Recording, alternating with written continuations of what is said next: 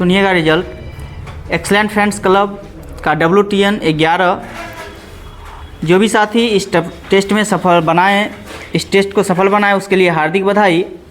और जैसा कि टॉप 5 का बॉयज़ में रैंक बना है और गर्ल्स में 1 लोग का रैंक बना, जिसमें टॉप 5 में 5वें स्थान पे हैं राकेश जी 100 एटम्प 40 निगेटिव 112 एमओ के साथ। वही चौथे स्थान पे हैं रवि रंजन जी 99 एटम्प 39 निगेटिव 112.2 एमओ के साथ।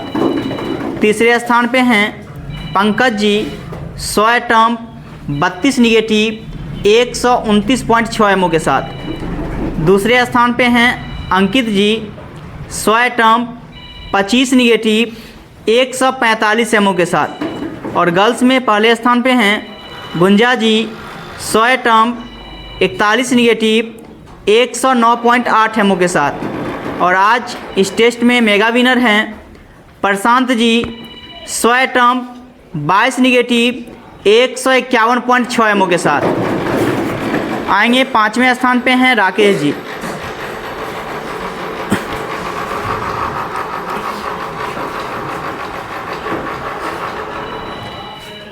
चौथे स्थान पे हैं रवि रंजन जी।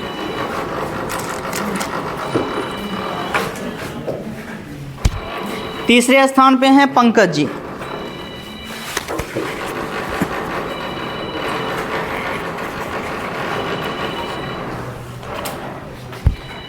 दूसरे स्थान पे हैं अंकित जी।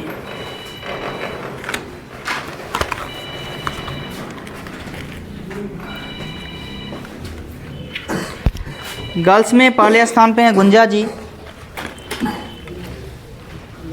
और आज ओवरऑल फर्स्ट स्थान पे पहले स्थान पे हैं mega winner Prashant ji 100 एटम्प 22 negative 151.6 ammo के साथ।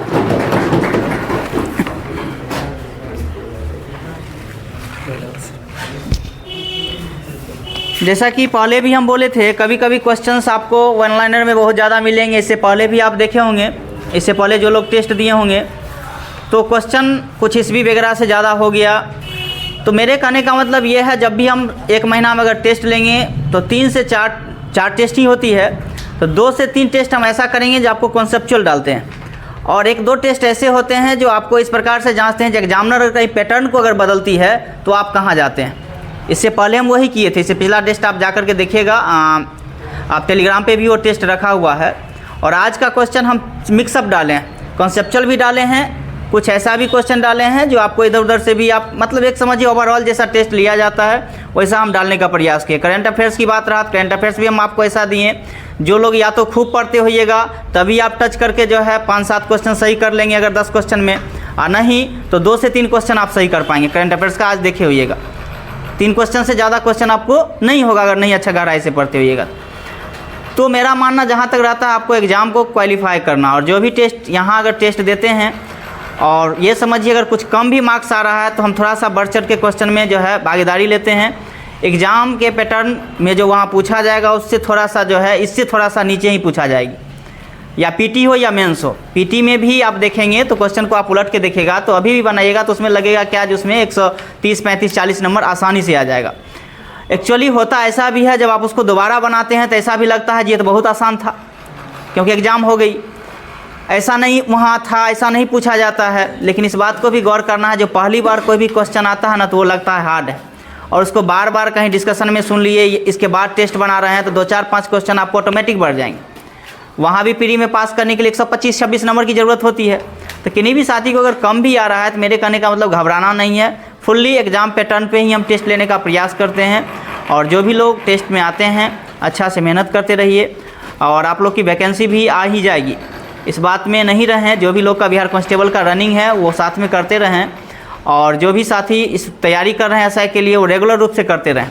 वैकेंसी आपको आ जाएगी, इस बात को ध्यान रखें, क्योंकि पद बहुत सारा खाली है। अभी भी 5000 के समथिंग टोटल पद खाली है, और 2000 के लमसम में एसआई देगा। कभी भी देगा तो वो 50% से कम ही देगा, 50% से अब नहीं दे सकता है टोटल सीट का, तो उससे कम ही देगा। खैर वैकेंसी जो भी रहे, इस मद निषेध में भी देखे थे इस बार 40 या 42 को सीट था, बहुत कम था। लेकिन हम लोग के जान पहचान के मेरे दोस्त का 3 दोस्त का हुआ, जो आसपास के हैं यहाँ से, एक पश्चिम चंपारण के वो समस्तीपुर में आकर के रहे, यहाँ ड्यूटी कर रहे हैं।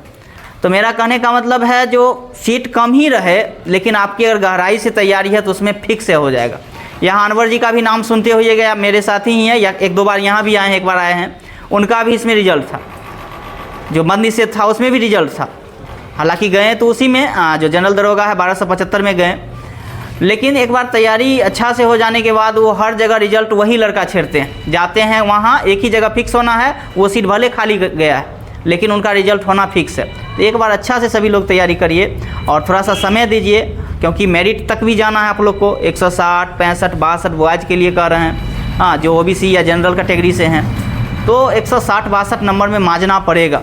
ये सोचेंगे जो आसानी से ले लें, थोड़ा सा भर दिन मैथ भी पढ़ करके, भर दिन रीजनिंग भी पढ़ के दरोगा में ले लें सिलेक्शन, तो मेरे ख्याल से गड़बड़ है। या तो आप अगर रेलवे में भिड़े हुए हैं तो फुल्ली रेलवे पे भरोसा कर लें, जो हमको रेलवे में ही लेना। अगर आप दोनों पैटर्न पे चल रहे हैं तो कहीं ना कहीं समझिए अपने आप को हम गलत कर रहे हैं, क्योंकि रेलवे में भी आप क्वेश्चन देखिएगा तो शॉर्टली पूछ रहा है।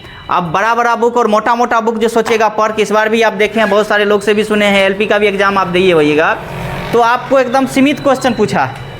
एक बुक को आप एनसीईआरटी का फॉलो करके आप एग्ज़ाम क्लियर कर सकते हैं, ब्रह्मांड पढ़ने की कोई ज़रूरत नहीं है, उनका इनका कहीं से कुछ नहीं है। तो रेलवे का एक अलग है, इसके बाद एसआई का एक अलग है।